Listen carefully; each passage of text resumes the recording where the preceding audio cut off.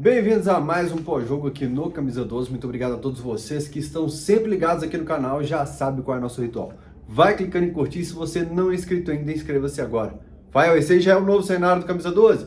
Não, a gente deixou para inaugurar junto com a Arena MRV na partida contra o Santos. Esse é um cantinho do estúdio do Cachorrada Podcast.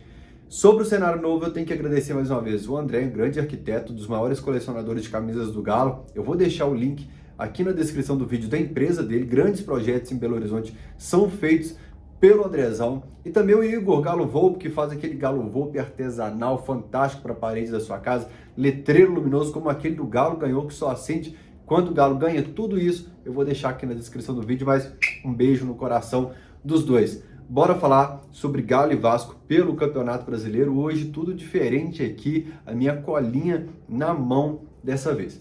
A grande dúvida na escalação, e isso aconteceu na sexta-feira no Alterosa Esporte, era sobre quem substituiria o Pavon. E a gente colocou no telão o Edenilson. Eu falei, olha, isso aqui é uma grande incógnita. Existe a preferência da torcida, existe a preferência do Filipão, e pela preferência do Filipão, a grande chance é que o Edenilson seja escalado. E eu sempre vou citar ele aqui no pós-jogo.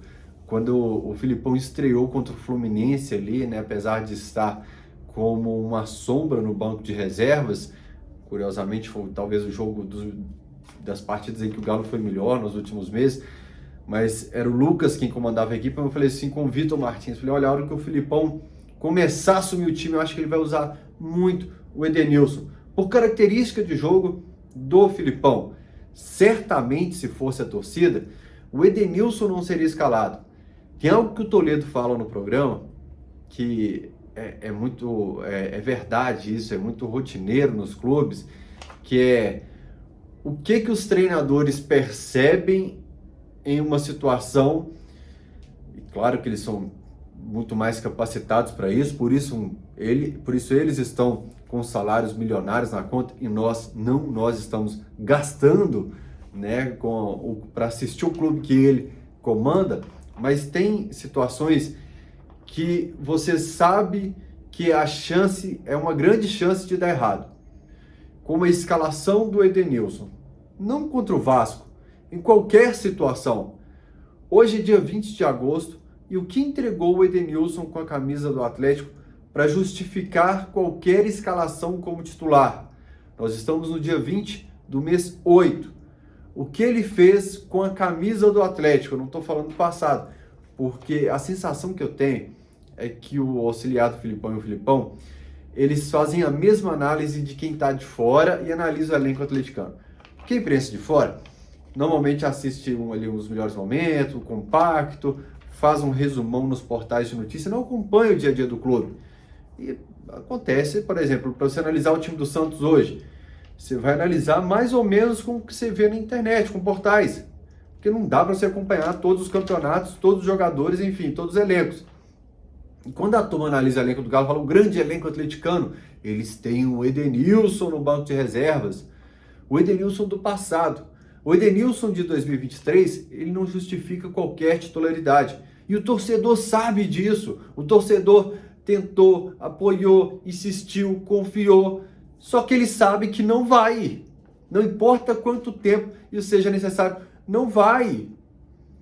Mas o Filipão optou pelo Edenilson. Certamente a torcida contaria com outra peça, talvez tendo esse cara como referência lá no ataque, que a gente tanto fala, que eu tanto bato nessa tecla aqui no pós-jogo, mas eles optaram, segundo o Pracidelli, por...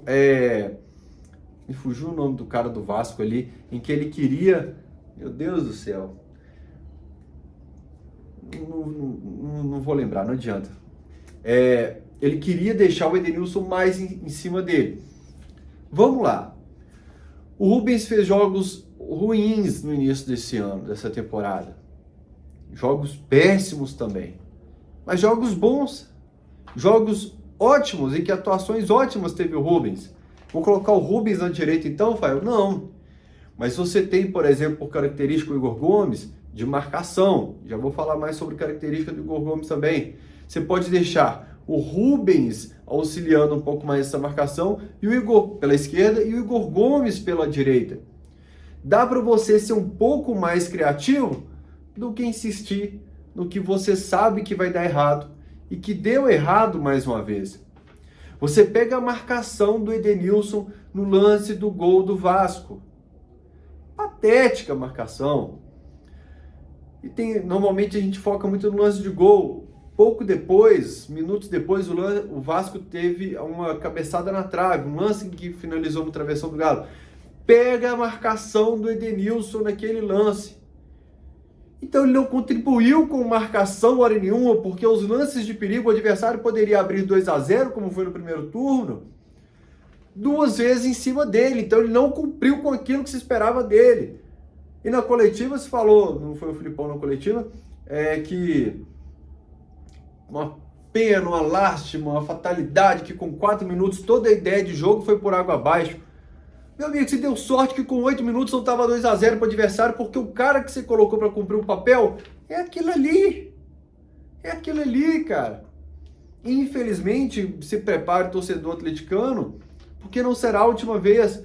Não quero colocar só no colo do Edenilson, mas é porque eu já estou colocando em ordem cronológica. A dúvida na escalação e o lance do gol. Então, indo em ordem cronológica, está o Edenilson, que terminou o jogo mais uma vez como lateral direito. Quase sempre não, mas várias vezes tem acontecido isso. Ele coloca alguém no meio campo. Você, peraí, tirou o Saravia, quem que vai para lateral direito? É o Edenilson. Peraí, quem que vai armar o time agora? É o Edenilson. Quem que vai fazer a volância aqui acompanhando o lateral? É o Edenilson. E em todas vai mal. Então não justifica mais uma vez essa decisão. Outra fala da coletiva de que o Galo não é um time de ligação direta, de colocar essa bola mais esticada. O Galo é um time, é uma equipe de bola no chão. Os meus amigos, eu gosto demais de assistir a coletiva, de fazer uns tópicos para debater aqui com vocês, que eu acho bacana, mas dá vontade de não assistir mais coletivo, porque é uma viagem, é um chá de cogumelo, que você dá a impressão de que a gente toma um chá de cogumelo, que nós estamos tendo viagens e que elas estão sendo replicadas no microfone. Que time de bola no chão que o Galo é, gente? Que futebol, que jogo que esses caras estão assistindo que eu não estou? Qual bola que a gente colocou no chão contra o Palmeiras? Porque se colocasse, a gente não passava 200 minutos dando um chute só no gol. A gente não ficava 100 minutos no jogo da volta precisando finalizar sem dar um chute sequer no gol. Não aconteceria isso. Então o Galo não é o time de bola no chão. Aí o Vasco começou o jogo. Foi um replay do primeiro turno, do primeiro jogo do Campeonato Brasileiro. O Vasco abriu 1-0, 2-0. Se você quiser assistir esse pós-jogo aqui, você pode pausar ou então assistir logo depois. Qual foi a fala do Fael nesse pós-jogo?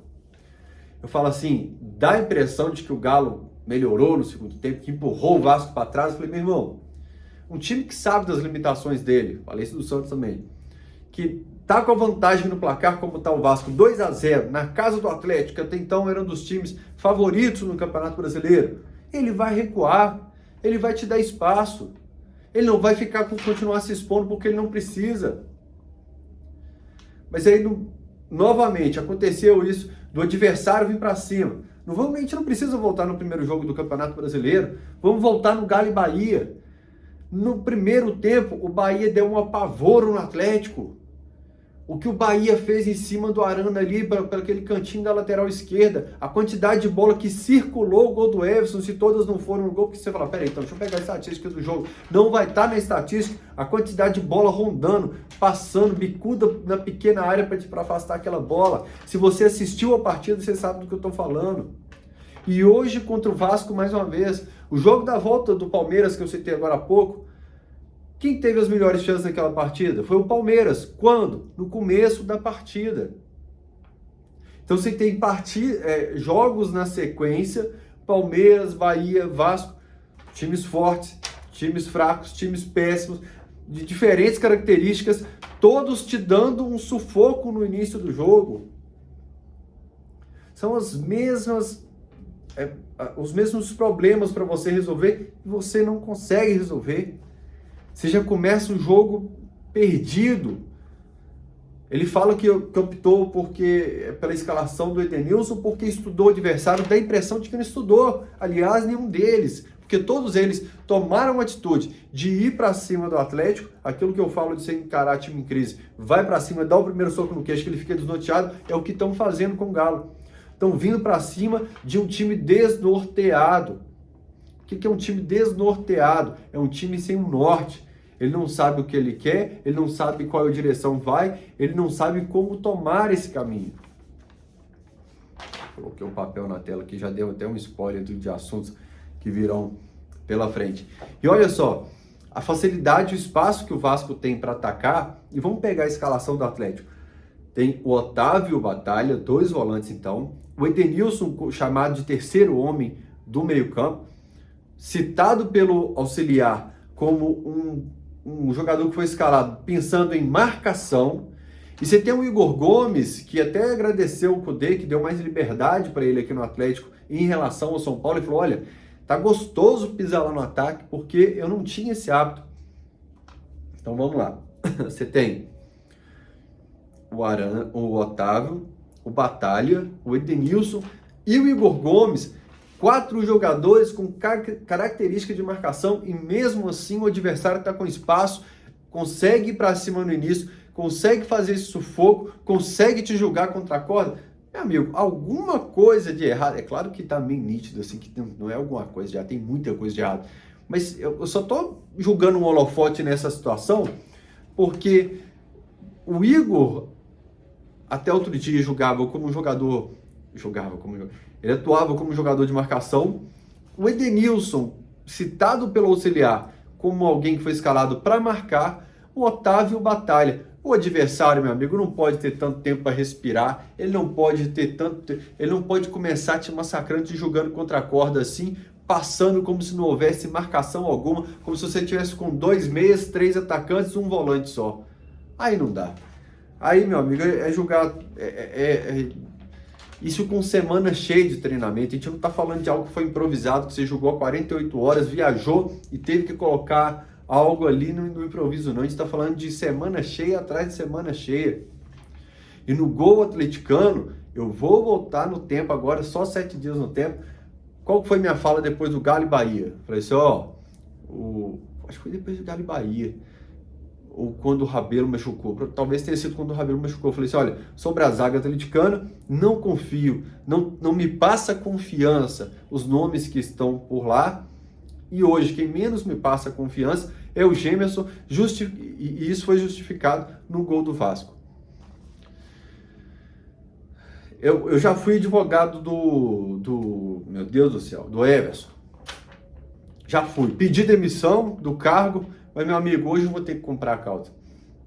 Reclamar do cara que jogou a bola para a área, depois que seu zagueiro subiu isso aqui do chão e deixou o atacante adversário, mais uma vez, como tem acontecido em toda a competição, finalizar cara a cara com você, meu amigo, não tem muito o que você fazer.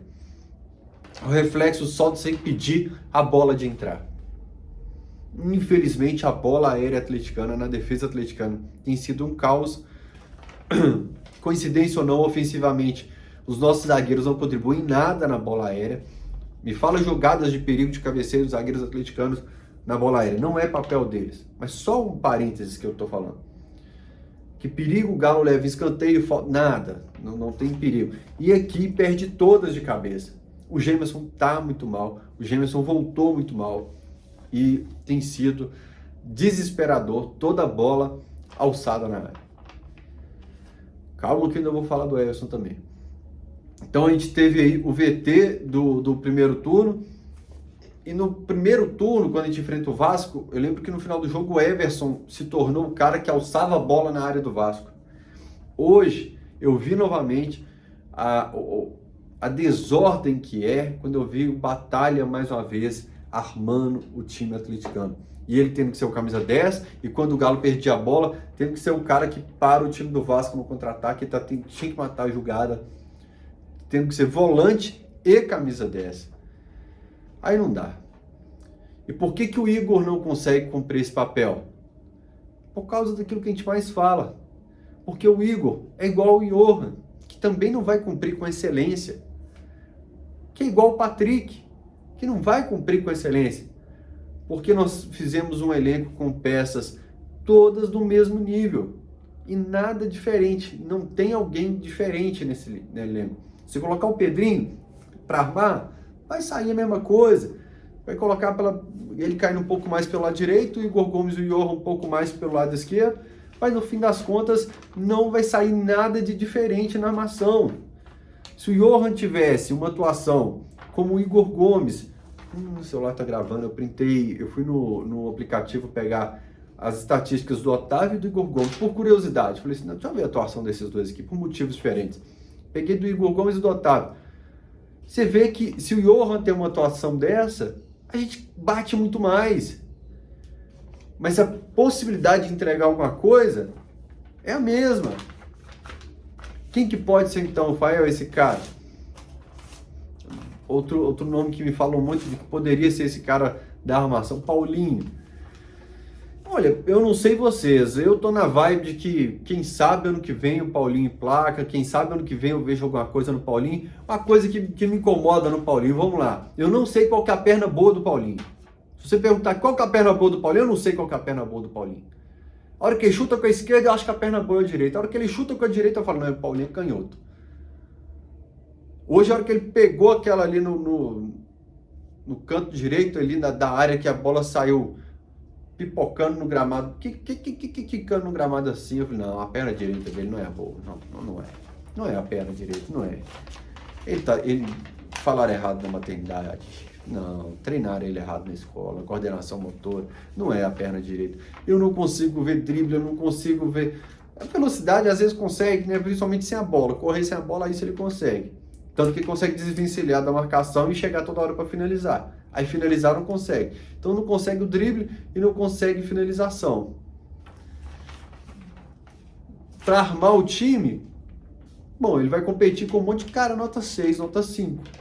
Talvez ele consiga entregar um pouco mais e continuar na escalação, já que o cara que a gente trouxe da Europa não pode sair da escalação, o jovem promissor, coloca ele então no meio, jogando mais por dentro, tira o Igor ou o Johan, o Patrick, quem foi essa peça que estava aqui no meio, e coloca o cara como referência na frente.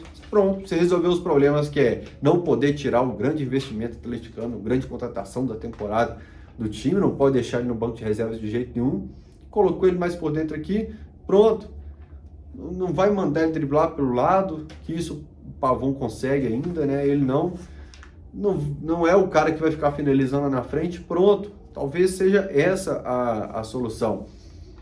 E aí a gente tanto fala de elenco, aí isso foi muito engraçado. Por quê? O Filipão, engraçado não, engraçado é jeito de falar.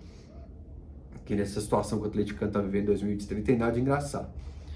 O Filipão ficou falando na coletiva, né? Tô satisfeito com o elenco. Eu falei assim, eu espero que seja aquele negócio de que tá falando no microfone. O Caetano deve ter falado pra ele, ó, o Cudê saiu daqui falando que o elenco é ruim, cara, isso tá me fritando. Aí o Filipão chegou, não, eu não vou mandar ir no mercado de transferências, não. O elenco é do jeitinho que eu gosto. A minha cara esse elenco, gosto demais dele. O auxiliar dele foi pra coletiva e falou assim, ó, a gente teve que se adaptar ao elenco. Não tinha as peças assim que eram as peças pro nosso estilo de jogo. A gente teve que se adaptar e eles se adaptarem a gente também. Não combinou, né, velho? Bom, não tava lá, o Filipão tinha que ter dado um toque pra gente falar. A hora que falar de elenco, fala que não deixou a desejar hora nenhuma, que era aquilo que a gente contava. Bom, o cara falou, ó, meu amigo, não, a gente teve que se adaptar, porque com as peças que a gente quer, o que a gente tinha, então a gente teve que trabalhar com isso aí e tal.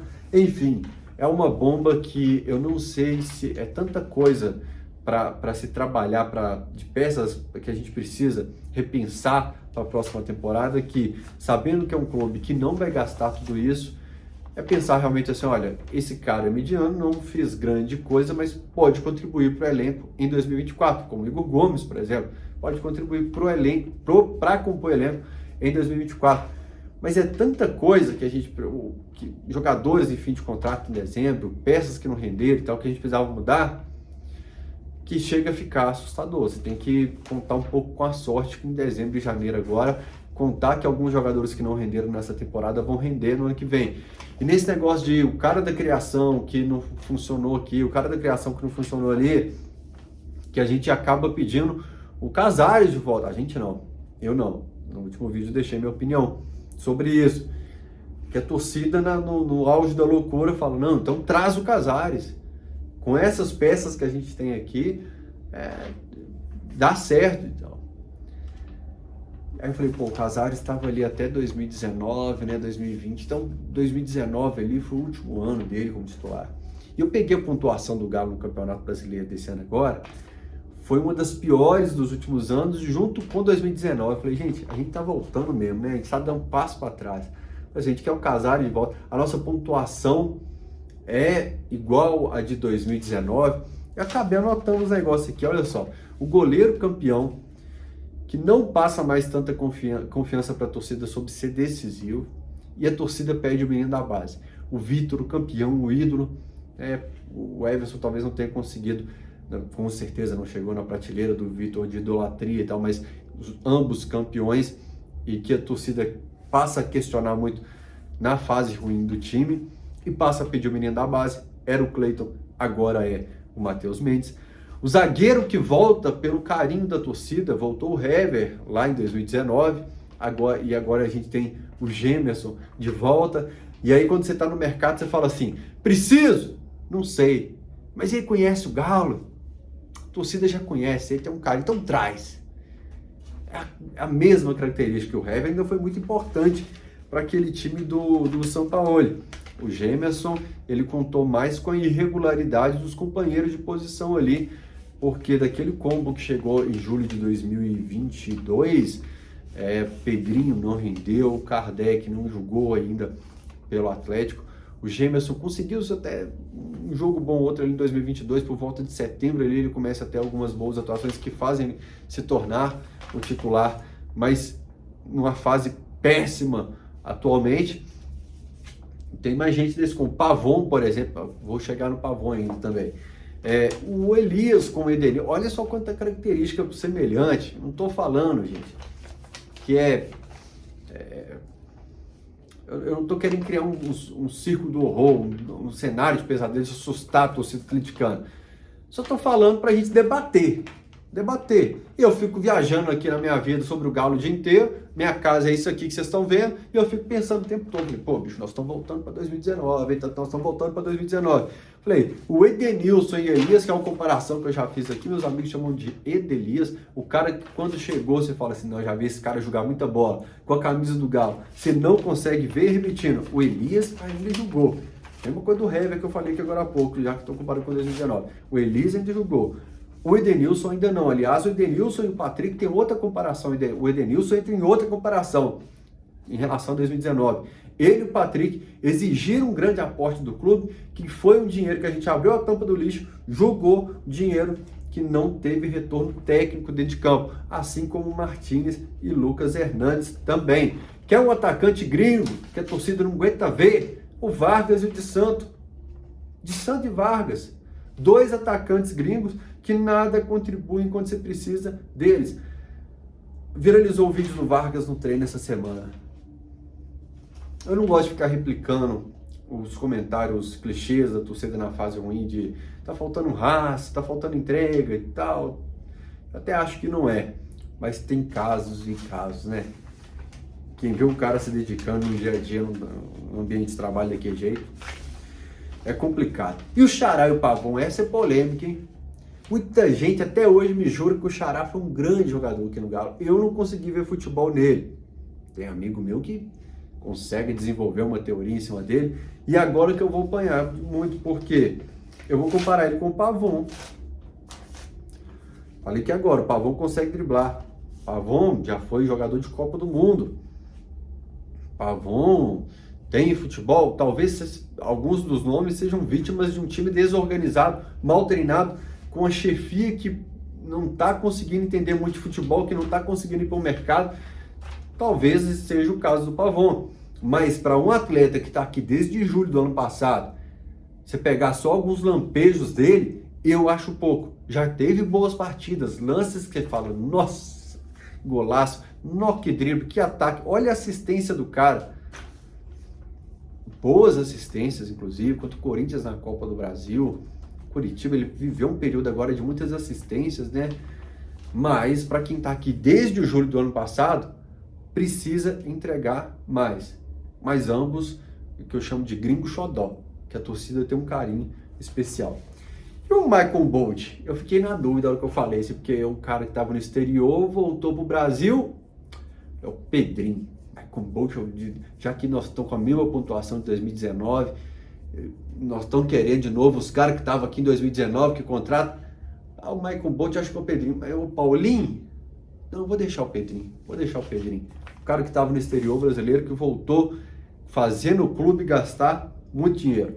E acaba que nesses cenários, até um jogador que não é craque, que não é diferente, tem nada demais, como o Vina, por exemplo, acaba se tornando a solução, como é o caso do Johan, que pode ser um jogador para você ter no elenco, mas acaba sendo a solução diante do cenário todo que isso compõe.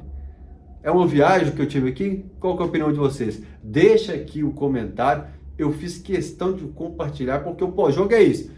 Eu frito daqui e compartilho com vocês aí, meu amigo. E aí a gente segura na mão junto um do outro aqui, faz uma oração que o trem tá bravo, viu? Eu falei que a gente tinha 3 finais, contra Bahia, Vasco e Santos. Ganhamos uma, perdemos outra. A próxima é a inauguração da Arena MRV. E olha só, você tá aí há anos esperando a inauguração da Arena MRV, aquela expectativa do super time que o Galo teria no ano da sua inauguração. Imagina vendendo o shopping e ainda vendendo a SAF do clube. Meu amigo, alguém segura essa potência? E a gente está indo para um meio de tabela, para baixo um pouquinho do meio de tabela, sem confiança, sem identificação nenhuma com esse time, um time sem sal. Mas bora lá. Mais uma vez eu vou bater na tecla, cuidado com cuidado com o comportamento na lateral do campo ali. Não vamos julgar contra a instituição, não. Contra o escudo do Galo, contra a bandeira, contra a camisa, de jeito nenhum. Bora com o Galo na nossa casa, na Arena MRV. Fael, devo apostar na KTO no jogo do Galo, primeiro jogo do Galo na Arena MRV? Meu amigo, tem aposta que é com coração. Então você pode ir lá na KTO, se divertir, apostar com o coração. KTO.com, se você não tem um cadastro, utilize o cupom CAMISA12. O link está aqui na descrição do vídeo. Mas eu recomendo, até que a coisa mude aqui, que a gente fique mais confiante, que a gente bale, que você aposte na Premier League, vai no Campeonato Espanhol, vai no Al Hilal, vai nos Estados Unidos com o Messi destruindo e dá o tempo do Campeonato Brasileiro. Vai se divertir em outros campeonatos. Beijo no coração de todos vocês, uma boa semana, uma semana abençoada e espero que na próxima semana eu já esteja aqui com o cenário novo. Grande abraço, valeu, tchau!